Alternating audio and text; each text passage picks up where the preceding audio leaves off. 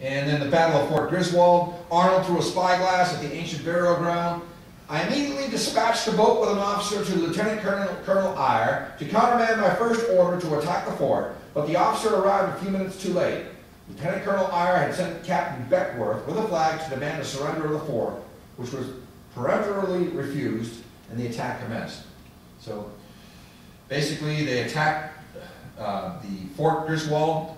Colonel William Ledyard, portrayed here, he's the one staggering there on the right side. A valiant effort. He dismissed 2 orders to surrender.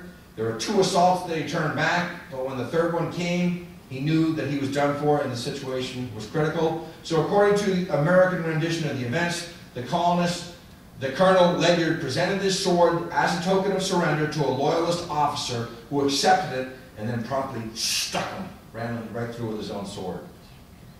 Those are the losses of New London: 65 private dwellings, 31 stores, 18 shops, 20 barns, 9 public buildings, an unknown number of sheds, 143 buildings burned to the ground, 97 families left homeless, 12 ships burned to the waterline, 4 were armed, unknown number of longboats, rowboats, and canoes, 50 cannon were destroyed on the shore, complete destruction of the wharves and warehouses. The casualties: militia suffered 6 dead and 12 wounded, as did the British. Military losses may have been combined with those from the Groton Height attacks.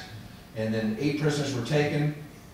Civilians and unknown were taken away as prisoner. And then New London would again burn on September 21st, 1938 during the Great Hurricane of '38. And when urban renewal in the 1960s and 1970s leveled block after block in New London, Arnold was jokingly called the godfather of New London urban planning. This is just a volcano that erupted in 1783. My final slide. So my premise.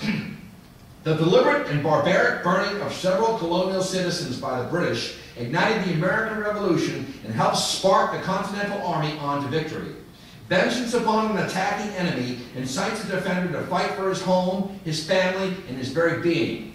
The ability of the 13 colonies to endure fire sieges made them more resilient and resistant to British domination. That, my friends, is my talk. Thank you so much for your patience.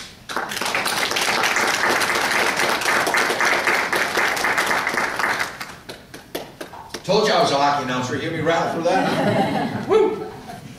Any questions? Well, thank you very, very much. Appreciate your time and your patience. Thanks, John.